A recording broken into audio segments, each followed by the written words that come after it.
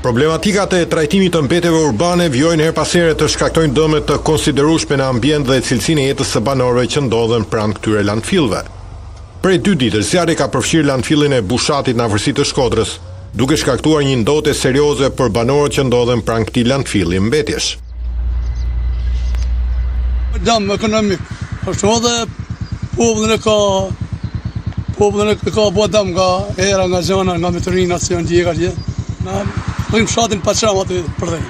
Zonë nga pas ty me herë, pa vizit, nga pas shumë ndashëm.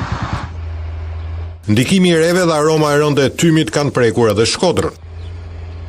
Situatë problematike sepse sasitë e tymit janë shpërndar tek banorët aty afër, por kanë mbërritur edhe deri në Shkodër gjatë natës dhe ditës së djeshme. Sot situata është më në kontroll, zjarri është vënë në kontroll nga forcat zjarrfikse dhe po punohet për ta neutralizuar përfundimisht dhe për të bërë shuarjen e flakëve, dhe pse normalisht që ka krijuar një situatë problematike sepse tymi ka përfunduar në banesat e fshatrave aty afër dhe siç e thash kanë mbërritur deri në Shkodër.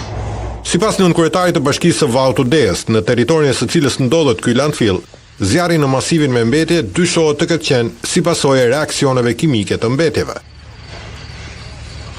Sipas mbikëqyrjeve të kamerave të sigurisë, zjarri nuk ka qenë i qëllimshëm, gjithsesi vazhdon puna me mjet policisë dhe prokurorisë, cilët do bëjnë verifikimet më sakta. Landfilli Bushatit, që për vitin 2011 menaxhohet nga një firmë private, e cila ka fituar të drejtën e këtij menaxhimi për 35 vite.